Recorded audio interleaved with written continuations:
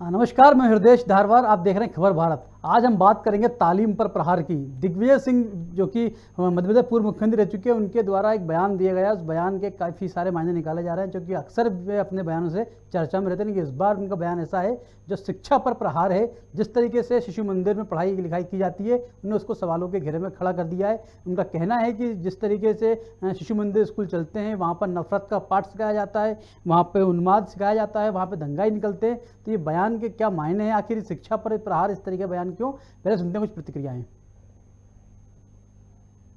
जो बचपन से सरस्वती शिशु मंदिर से लोगों के दिल और दिमाग में दूसरे धर्मों के खिलाफ नफरत का बीज बोते हैं, और वही नफरत का बीज धीरे धीरे धीरे आगे बढ़कर देश में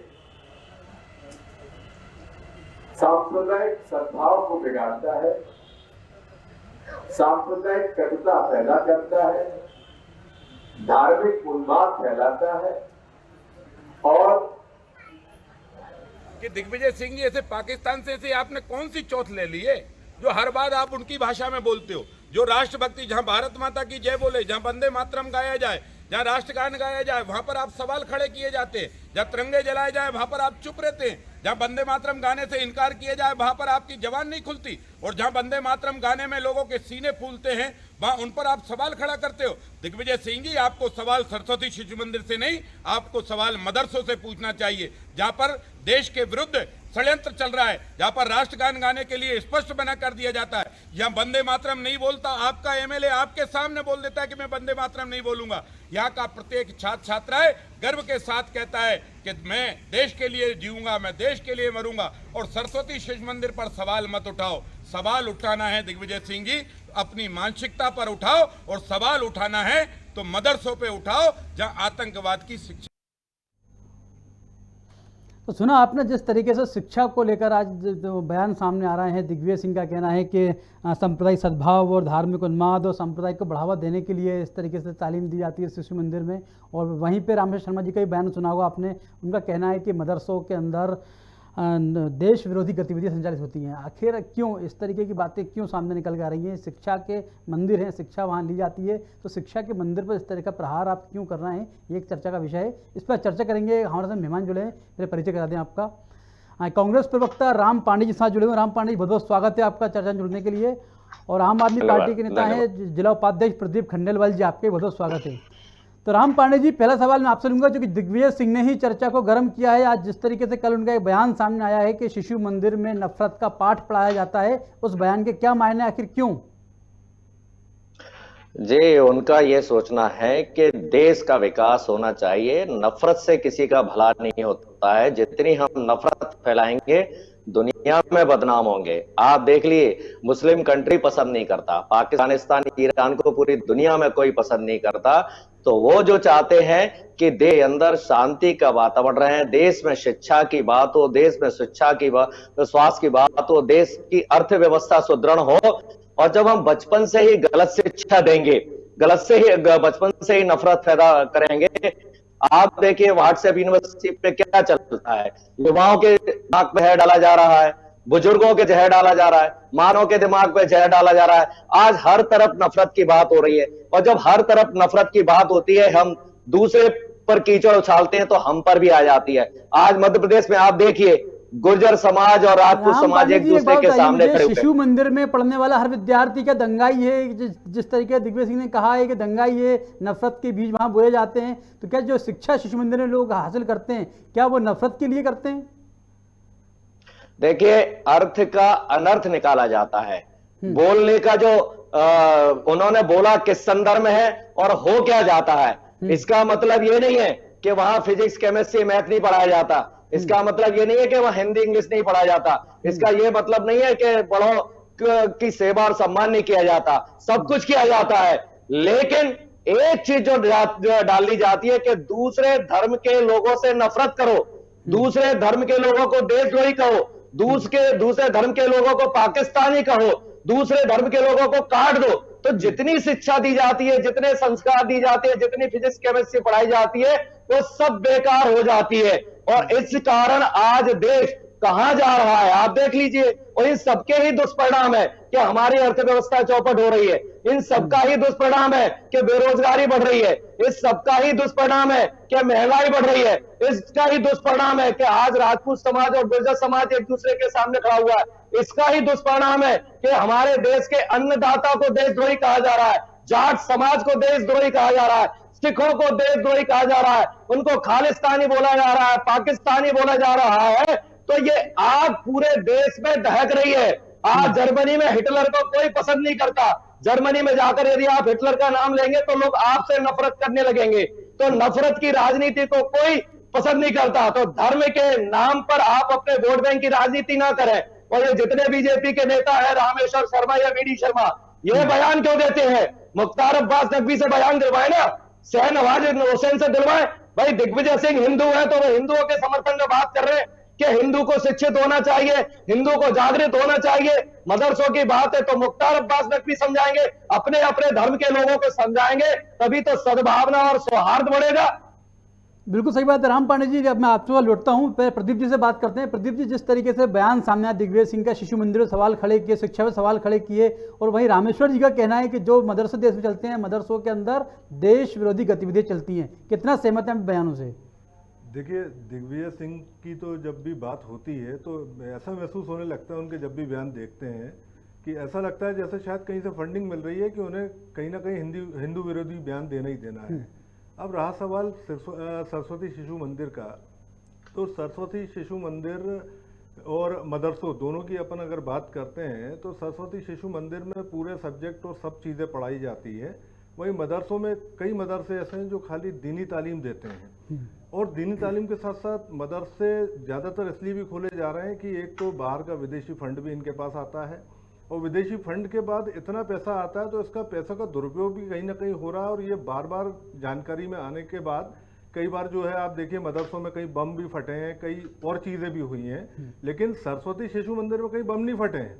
लेकिन दिग्विजय सिंह जी का जो बयान था, जिस हिसाब से उन्होंने कहा कि मतलब जो है सरस्वती शिशु मंदिर में आतंकवादी पनप रहे हैं या मतलब जो है गुंडे पनप रहे हैं, तो इस टाइप का आज तक आपने कोई देखा नहीं है कि कहीं नजर आया हो कि इस टाइप के समस्या कहीं दिख रही हो आपको कि कहीं गुंडे आ रहे हो या सरस्वती स्कूल के गुंडों ने कहीं गदर मचाया हो या इस टाइप का कहीं भी कोई दंगाई या कोई चीज नजर नहीं आई है। लेकिन इसके बाद भी दिग्विजय सिंह का बोलना, तो मुझे तो ऐसा लगता है कि दिग्विजय सिंह जी के पास कहीं से बाहर से फंड आ रहा है और वो फंड बार बार उनको ये कहता है कि कहीं ना कुछ आप हिंदू विरोधी गतिविधियों में लिप्त रहें और हम आपको पैसा देते रहेंगे। और उनके बयान अक्सर आप देख लीजिए कि जब भी बयान आते हैं वो हिंदू विरोधी बयान आ रहे हैं उनके लगातार। हाँ, पहले भी चूंकि विवादों में रहे हैं, या कांग्रेस के विश्वेंदु राय जो महाराष्ट्र के आपके जनरल सेक्रेटरी रहे, उन्होंने भी एक पोस्टर जारी किया था जिसमें दिखाया था कि दिग्विजय सिंह कांग्रेस की कब्र खोदते दिखाई दे रहे हैं। क्या राम पांडे जी, क्या लगता है आपको, जिस तरीके से बयान आ रहा है हमेशा हिंदू विरोधी बोलना, हिंदुओं के विरोध में बयान देना, तो आखिर ऐसा एजेंडा क्यों उन्होंने अपना कर रखा है? जे दिग्विजय सिंह जी हिंदू हैं, 500 सालों के उनके घर में राम मंदिर में अखंड ज्योति जल रही है। उन्होंने कहा था कि मैं नर्मदा की पैदल यात्रा करूंगा। 6 महीने तक उन्होंने 3600 किलोमीटर की नर्मदा की पैदल यात्रा की। उन्होंने कहा था मैं 10 साल तक कोई चुनाव नहीं लड़ूंगा, तो उसने उस वचन को निभाया। रघुकुल रीत सदा चल आई, प्राण जाए पर वचन न जाए। तो आज देश में जो भी आगे बढ़ेगा उसका नाम खराब किया जाएगा, चाहे वो सोनू सूद हो चाहे केजरीवाल हो। आपके नेता बैठे हुए हैं, केजरीवाल जी को भी ये देशद्रोही बोलते हैं, ममता बनर्जी को भी देशद्रोही बोलते हैं, ये मुलायम सिंह यादव, लालू यादव को भी देशद्रोही बोलते हैं। देश में हर कोई, चाहे वो समाज सेवी हो, बुद्धिजीवी हो, राजनीतिक विरोधी हो, इनका हर आदमी देशद्रोही है। राकेश टिकैत को ये देशद्रोही बोलते हैं। तो इनका काम है कि जो भी भारतीय जनता पार्टी के विरोध में बोलेगा, भारतीय जनता पार्टी के विरोध में खड़ा होगा, वो किसी भी जाति का हो, किसी भी धर्म का हो, उसकी इमेज खराब करना, केवल झूठ बोलना। अभी देखिए ना, आप नेता के दिमाग में भी जहर डाल दिया है, वो भी वही भाषा बोलने लगे हैं जो भारतीय जनता पार्टी के लोगों के दिमाग पे जहर डाल दिया है। उनको ये नहीं पता कि यही भारतीय जनता पार्टी के लोग केजरीवाल को भी देशद्रोही बोलते हैं, केजरीवाल को भी गद्दार बोलते हैं। और आप नेता को इस बात का ज्ञान नहीं है तो दिग्विजय सिंह का यह है कि देश में अच्छी शिक्षा दी जाए, सद्भावना की शिक्षा दी जाए। मैंने बार बार बोला है कि सरस्वती शिशु मंदिर में हर सब्जेक्ट पढ़ाया जाता है, हर तरह की अच्छी शिक्षा दी जाती है, लेकिन एक गलत बीज डाल दिया जाता है कि दूसरे धर्म के लोगों से विरोध करो, और दूसरे धर्म के लोगों से यदि विरोध करेंगे तो पूरी दुनिया में हम अलग थलग पड़ जाएंगे। राम पांडे जी, शिशु मंदिर की बात तब तो ठीक है, पर मदरसों की बात भी आई। मदरसों को लेकर रामेश्वर जी ने जिस तरीके से बयान दिया है कि वहां पर देश विरोधी गतिविधि चलती हैं, आप उनकी बात से कितना सहमत हैं? मुख्तार अब्बास नकवी से पूछिए ना, वो सहमत है कि नहीं। शहनवाज हुसैन से पूछिए वो सहमत है या नहीं। नजमा अब्दुल्ला से पूछिए ना वो सहमत है कि नहीं। वो तीनों ही सहमत नहीं है उनकी बातों से। और रामेश्वर जी ने खुद कहा है कि दिग्विजय सिंह ने कई मदरसों में बात नहीं की। क्यों बात नहीं करी? मदरसों में शिक्षा होती है तो वहां पे तालीम मिलती है, तो तालीम के ऊपर सवाल खड़े करना ये कहां तक उचित है? दिग्विजय सिंह हिंदू है, उनका पहला उद्देश्य है कि हिंदू जागरूक हो, उनका पहला उद्देश्य है हिंदू शिक्षित हो। वो मुसलमानों के धर्मगुरुओं का काम है, मुसलमानों के नेताओं का काम है कि वो मदरसे पर बात करें, वो अपने लोगों को अच्छी शिक्षा दे, वो अपने लोगों को नफरत से दूर करें। पहले हम अपने घर को तो सुधारें, तब दूसरों के बारे में बात करें। पहले हम स्वयं तो सुधर जाए। तो दिग्विजय सिंह जी चाहते हैं पहले हम शांति से रहे, हम गांधीवादी तरीके से रहे। आप देखिए हम पाठ पढ़ा रहे हैं। राम पांडे, बीच में रोकना चाहूंगा आपको कि बीजेपी के प्रवक्ता राजपाल सिसोदिया जुड़ चुके फोन पे हमारे साथ, उनसे बातचीत करते हैं। राजपाल जी, बहुत स्वागत है खबर भारत में आपका। जी जी नमस्कार। राजपाल जी, क्या चल रहा है देश में? जिस तरह दिग्विजय सिंह का बयान सामने आया कि शिशु मंदिर की शिक्षा पे सवाल खड़े किए कि वहां पे जिस तरीके देश को बांटने वाली शिक्षा, दंगाई फसाद वाली शिक्षा, सांप्रदायिक वाली शिक्षा दी जाती है और वहां पर नफरत का बीज बोया जाता है। राष्ट्रीय बाल अधिकार संरक्षण आयोग ने भी कार्रवाई करने का लिखा है, जवाब मांगा है दिग्विजय सिंह जी से। और मैं समझता हूँ कि दिग्विजय सिंह जी जिस प्रकार से नफरत फैलाने का काम करने का काम कर रहा है, ये एक सोचा समझा कांग्रेस का एजेंडा है जिसपे वो काम करते हैं। उनको महासचिव ही सोनिया गांधी जी ने इसलिए बना रखा है कि आप इस प्रकार से बहुसंख्यक वर्ग की भावनाओं का आहत करने का काम करें। सरस्वती शिशु मंदिर में पढ़ने वाले बच्चे अगर नफरत का पाठ को पढ़ाया जाता है और नफरत फैलाते हैं तो 5 ऐसे नाम बता दे वो उन छात्रों के जिन्होंने इस देश के अंदर दंगे फैलाए हो। और नहीं तो हम अभी आपको नाम बताते हैं 2 लोगों के, जो कल अभी यूपीएससी का रिजल्ट आया उसके अंदर वहां के पढ़े हुए छात्र देश की सर्वोच्च परीक्षा के अंदर अपना स्थान बनाए हुए हैं। देश के विभिन्न क्षेत्रों में कई सारे ऐसे विद्यार्थी मिलेंगे आपको जो पूर्व विद्यार्थी रहे हैं शिशु मंदिर के, जो आज सफल भारतीय नागरिक के रूप में अपना जीवन जी रहे हैं और भारत माता की सेवा करने का काम कर रहे हैं। वास्तविक में जो शिशु मंदिर के अंदर जो पढ़ाया जाता है ना, वो देश प्रेम की भावना से ओतप्रोत करके एक नागरिक बनाने का काम शिशु मंदिरों के अंदर होता है। और अगर शिशु मंदिर के अंदर नफरत का पाठ पढ़ाया जाता है, जैसा अगर दिग्विजय सिंह जी कह रहे हैं उनकी बात को माने तो दिग्विजय सिंह जी 10 साल तक मध्य प्रदेश के मुख्यमंत्री थे। आपने कितने शिशु मंदिर बंद करे? उसमें कौन से शिशु मंदिर में इस प्रकार के कृत्य पाए गए जिस पे आपने कार्रवाई करी? अगर एक भी जगह करी हो तो बता दें आप। लेकिन राजपाल जी, जिस तरीके से रामेश्वर शर्मा जी का भी बयान सामने आया है, रामेश्वर शर्मा जी ने कहा है कि जो मदरसे चलते हैं, मदरसों के अंदर आतंक की पढ़ाई होती है, वहां पर आतंकवादी बनते हैं, तो ये बयान देना कितना उचित है उनका? क्या मदरसों में ये शिक्षा होता है? ऐसा कह रहा है कि मदरसे और सरस्वती शिशु मंदिर की तो तुलना की ही नहीं जा सकती। सरस्वती शिशु मंदिर में जो पढ़ाया जाता है वह नैतिकता के साथ में भारत माता की शिक्षा दी जाती है और भारत माता का वैभव किस प्रकार से परम पर पहुंचे ये बात पढ़ाई जाती है। वहाँ जीवन जीना सिखाया जाता है। सरस्वती शिशु मंदिर में छात्र छात्राएं आपस में एक दूसरे को भैया बहन के संबोधन करते हैं। वहाँ जो शिक्षक होते हैं उनको आचार्य करके संबोधन होता है। जो वहाँ पर शिक्षिकाएं होती है उन्हें जो है दीदी करके संबोधन होता है। और परस्पर छात्र छात्राएं आपस में एक दूसरे को भैया और बहन कहते हैं। तो ये जिस प्रकार से शिशु मंदिर के अंदर पढ़ाई के साथ साथ में संस्कार सिखाने का काम होता है वह मदरसे में होता होगा इसकी मैं नहीं कहता। मैं कभी मदरसे के अंदर नहीं गया, मुझे नहीं मालूम मदरसे में क्या पढ़ाते हैं, पर मैं ये जरूर कह सकता हूँ कि शिशु मंदिर से मदरसों की तुलना नहीं की जा सकती, कभी नहीं की जा सकती। इसलिए नहीं की जा सकती कि शिशु मंदिर के अंदर धर्म की शिक्षा नहीं होती है। शिशु मंदिर के अंदर नैतिक शिक्षा होती है, नागरिक बनने की शिक्षा होती है और अच्छा स्टूडेंट बनकर किस प्रकार से देश की सेवा की जा सकती है ये शिक्षा होती है। जबकि मदरसों में आप हम सब जानते हैं कि वहाँ धार्मिक शिक्षा होती है। मैं उसका कोई विरोध नहीं कर रहा हूँ मदरसे की शिक्षा का। मैं दिग्विजय सिंह जी जैसे गैर जिम्मेदाराना मदरसे को लेकर कोई बयान भी देने की स्थिति में नहीं, और न देना चाहता हूँ मैं कि दिग्विजय सिंह जी ने शिशु मंदिर के लिए कुछ भी कहने का काम कर दिया। वास्तविक में तो यह है कि दिग्विजय सिंह जी को इससे यह सब बुलवाया जाता है योजना के तहत। सोनिया गांधी जी की सहमति से इस प्रकार से सब बुलवाया जाता है, इसलिए बुलवाया जाता है कि उनको रखा ही बोलने के लिए। दिग्विजय सिंह जी जब आज उम्र के उस पड़ाव में है, राजनीतिक तौर पर संन्यास ले चुके थे, पर उसके बाद भी राज्यसभा में कांग्रेस भेज के और उनको महासचिव बना के इसीलिए रखे। राजपाल जी लाइन पे बने रहिएगा। राम पांडे जी साथ जुड़े हमारे कांग्रेस प्रवक्ता हैं। उनका जो वोट राम पांडे जी, राजपाल जी का कहना है कि दिग्विजय सिंह जो बयान देते हैं सोनिया गांधी द्वारा बुलवाया जाता है, उनको सिखाया जाता है, उनने बोल भी रखा उनको बोलने के लिए रखा है। एक्सपर्ट है ये लोग, महासचिव ये महाझूठ बोलने में एक्सपर्ट है। अब मेरी बात सुनिए सिसोदिया जी, सिसोदिया जी सवाल करना, अरे सिसोदिया जी शांत हो जाइए, शांत हो जाइए, सुन लिया आपकी बात, आपकी बात सुन लिया, अब शांत हो जाइए थोड़ा सा। राजपाल जी राम पांडे जी बोलना चाहते हैं, उनकी बात भी सुन लीजिए। वो इनकी तरफ आकर्षित हो, उसको बनाए रखने के लिए सोनिया गांधी इनसे ऐसा बुलवाती है। अगर सोनिया जी इनसे नहीं बुलवाती है तो हटाए इनको इस बयान पे, अपना सोनिया जी बयान दे शिशु मंदिर वाले बयान पे। राम पांडे जी जी बात रखिए। देखिए जी इनके यहाँ सारे मूर्ख पड़े हुए हैं। जो अमित शाह और मोदी बोलते हैं वही ये बोलते हैं। हमारे यहाँ सब में बुद्धि है, सब अपनी बुद्धि के अनुसार बोलते हैं। और इन्होंने सरस्वती शिशु मंदिर की तारीफ की, ऐसी पढ़ाई होती है, वैसी पढ़ाई होती है। मैं पूछ रहा हूँ हिंदुस्तान के किसी स्कूल में ऐसी पढ़ाई नहीं होती है?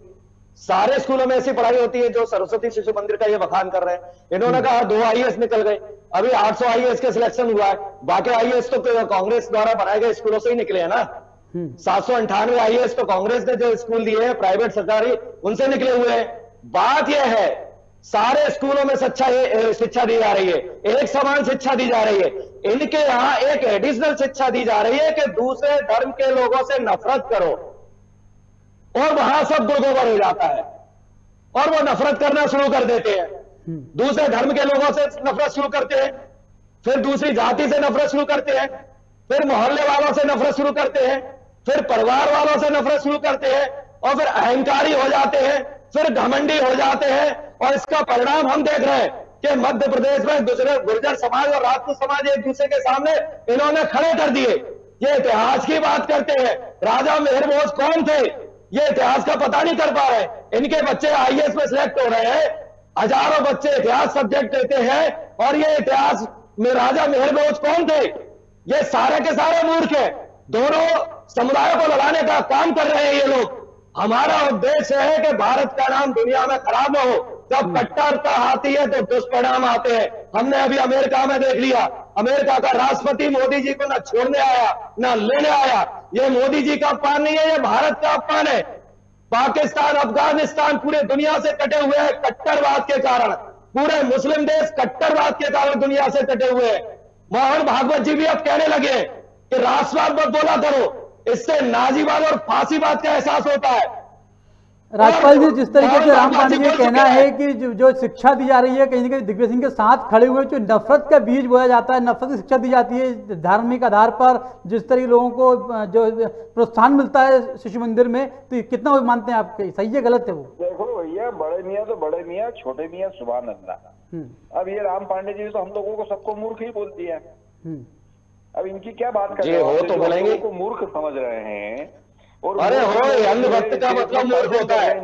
आपका दिमाग जड़ हो चुका है, इतनी बड़ी पार्टी के नेता हो, आपका दिमाग काम ही नहीं करता है, कचरा भर गया है, गोबर भर गया है आपके दिमाग में। हुई है आपकी दुर्दशा इसीलिए हुई है कि आपने यहाँ के बहुसंख्यक। अरे 2 सीट पर औकात थी आपकी, 1952 में 2 सीट पर थे, 1984 में 2 सीट पर थे, 2 सीट पर फिर पहुंचा देंगे आपको।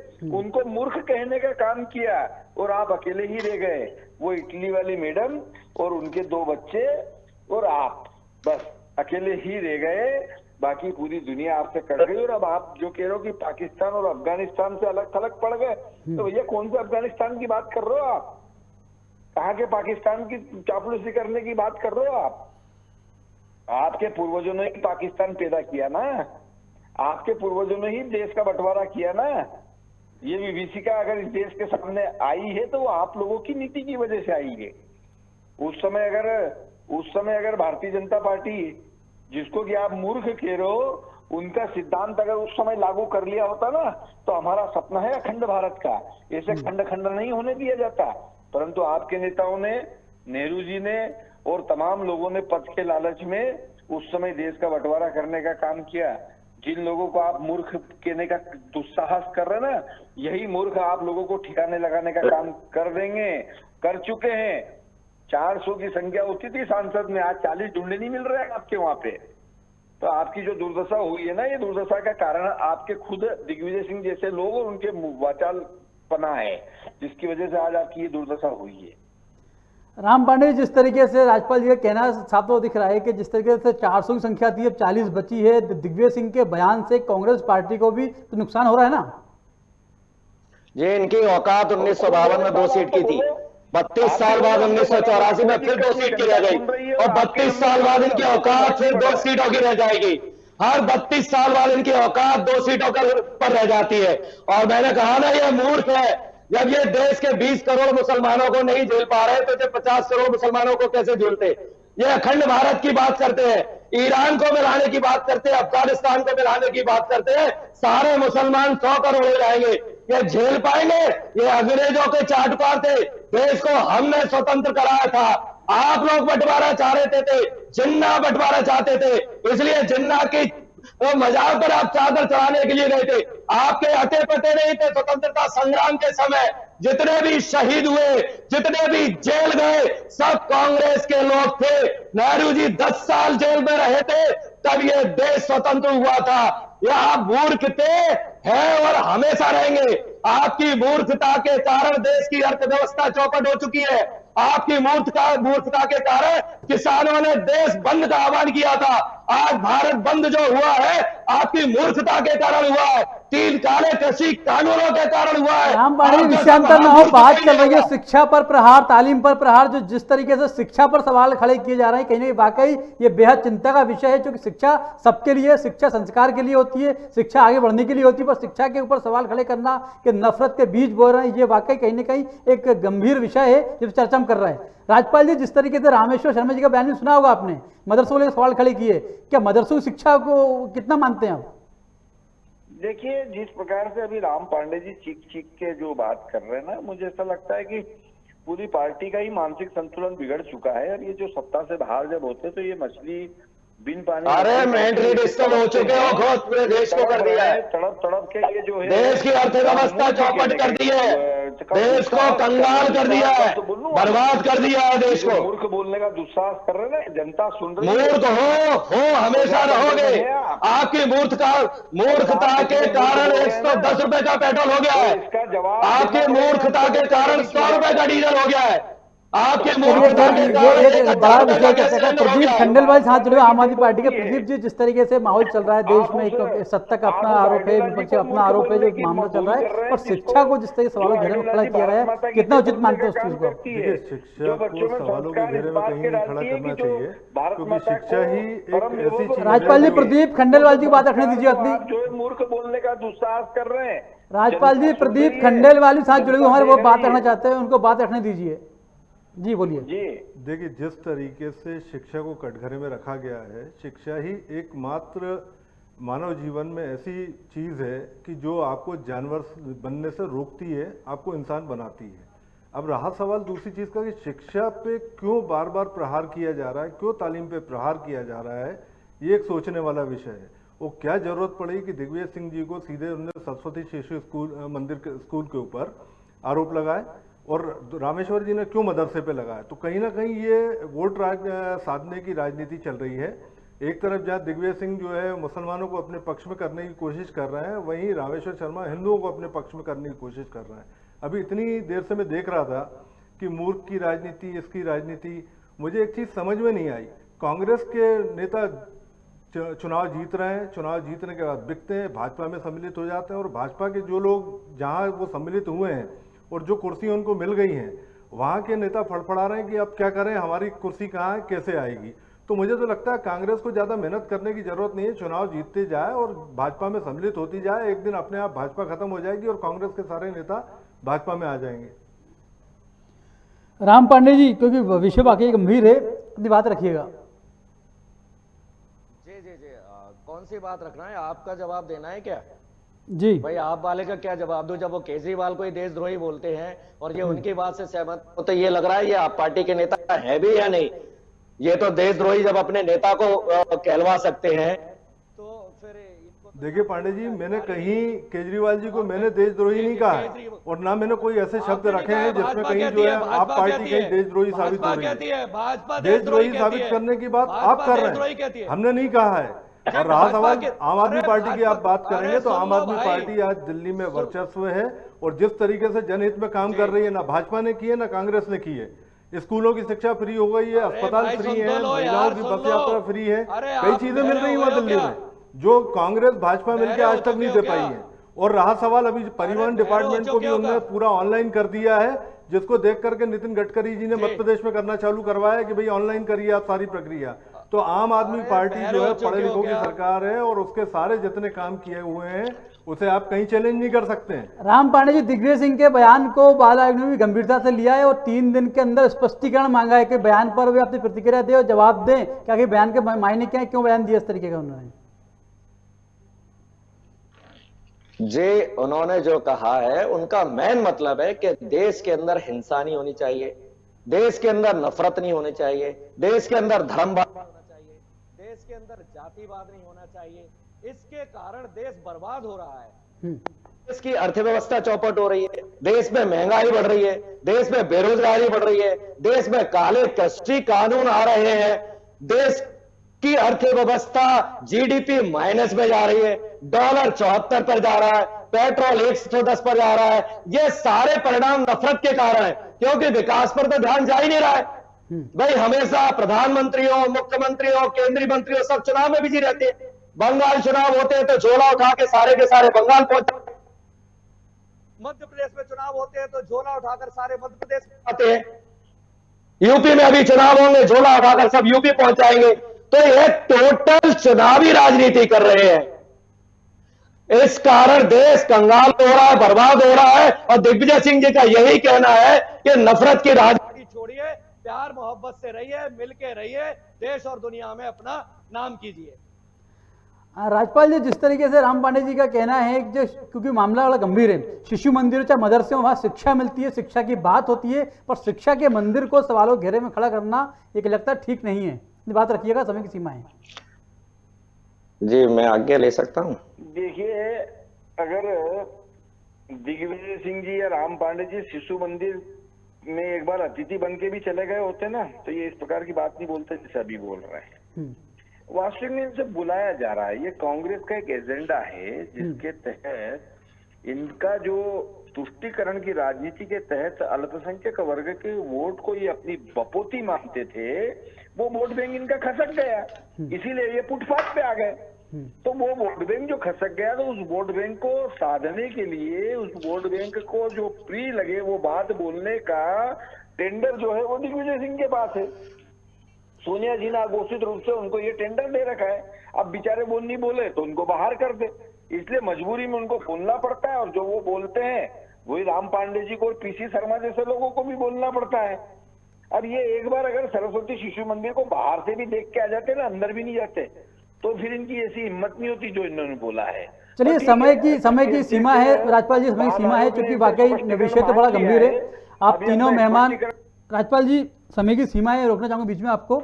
तो राज्यपाल जी, आप चर्चा में जुड़े, उसके लिए आपका, राम पांडे जी, सिसोदिया जी और प्रदीप खंडेलवाल जी, आप तीनों का बहुत बहुत शुक्रिया। क्योंकि बात चल रही है शिक्षा पर प्रहार की, तालीम पर प्रहार की, जो कि जिस तरीके से शिक्षा के मंदिर जहां पर शिक्षा तालीम हासिल की जाती है उनको सवालों को घेरे में खड़ा करना ये ठीक नहीं है। इससे बाहर निकल के बात करें, शिक्षा दें, शिक्षा होती है संस्कार के लिए, आपके विकास के लिए, राष्ट्र के हित में होती है। फिलहाल चर्चा में इतना ही, हमें दीजिए इजाजत, नमस्कार।